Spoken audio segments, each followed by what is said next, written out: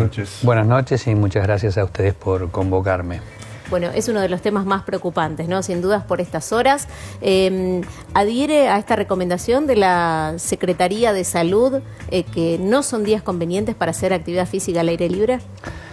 Sí, totalmente. Es muy importante esta recomendación por varias razones y tal vez la razón más importante sea, bueno, como dijo el secretario de Salud, vamos a estar un poco desconfortados al hacer la actividad física, pero además suceden dos fenómenos cuando hacemos actividad física.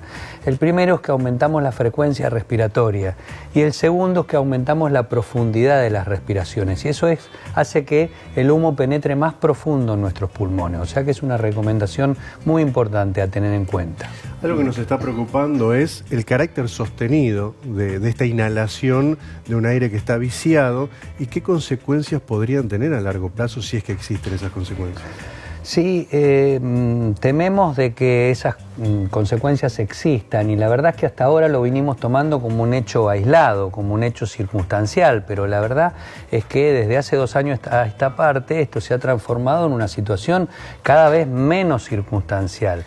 Y no sabemos a ciencia cierta cuáles son las consecuencias a largo plazo. Sabemos que a corto plazo produce descompensación en pacientes con enfermedades respiratorias, sobre todo asmáticos, gente con enfermedades pulmonares crónicas. Sabemos de trastornos cardiovasculares que ya están descriptos, sabemos de empeoramiento de cuadros de vías aéreas superiores, pero ya se está hablando de la potencialidad de aumentar la proporción de tumores, de cánceres a largo plazo con el contacto con los tóxicos que estamos aspirando.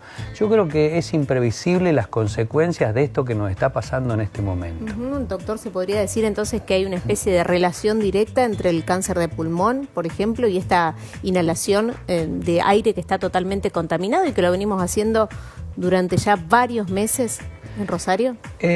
Los únicos estudios realizados en este sentido se han hecho en Canadá, en la zona de incendios forestales, siguiendo durante 20 años, porque ese es el problema, que para lograr el vínculo nosotros tenemos que establecer un tiempo de contacto muy prolongado en cuanto al seguimiento de los pacientes. Y ya se vio en las zonas que habían estado expuestas a estos incendios durante un determinado tiempo, que había un incremento en la cantidad de cánceres de pulmón, es decir, de un 5% más de cáncer de pulmón y de un 10% más de tumores cerebrales.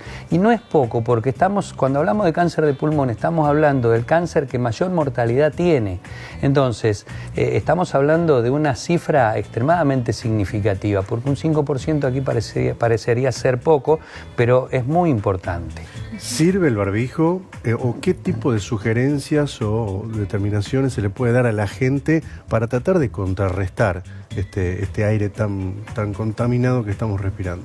Lamentablemente muy pocas. El barbijo tiene un efecto parcial, diría yo. Si vos me preguntás, yo te diría, es mejor que nada, pero no es lo ideal, porque las partículas son tan pequeñitas, estamos midiendo partículas de 2,5 micras. Son partículas tan pequeñitas que penetran hasta lo más profundo de los pulmones y toman contacto con la sangre, por lo cual al barbijo lo evitan con facilidad. Los barbijos quirúrgicos y los barbijos de tela convencionales son absolutamente ineficientes. Un N95, que es el estándar más importante en cuanto a barbijos que usamos durante la pandemia, podemos decir que puede brindar cierto grado de protección, pero lo ideal serían máscaras con filtros, de los cuales no están disponibles para la población en general. Doctor, la quema en las islas y inhalar constantemente humo, ¿se podría equiparar a una situación similar que una persona que fuma tabaco, por ejemplo?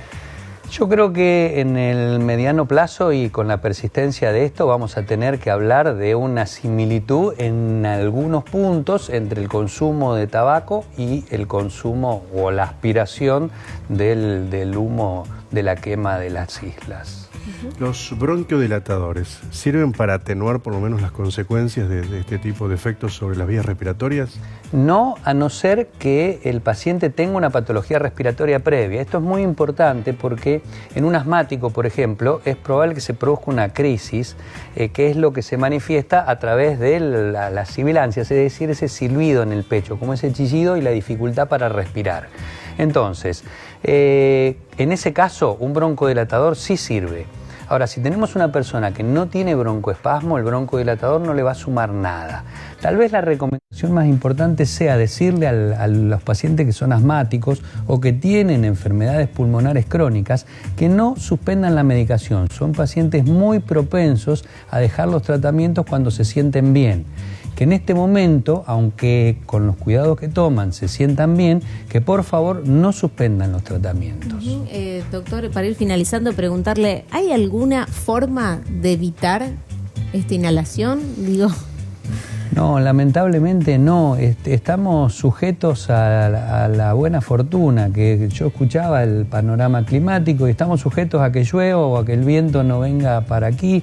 Lamentablemente no tenemos manera, porque podemos quedarnos encerrados en nuestras casas y el humo penetra lo mismo. Estamos al aire libre y aspiramos humo. No hacer actividad física es un paliativo, usar barbijos es otro, pero no hay forma de evitar el contacto con esto. Y el humo es mucho más dañino que el smog, por ejemplo. Y fíjate todas las precauciones que se toman en las grandes ciudades por el tema del smog.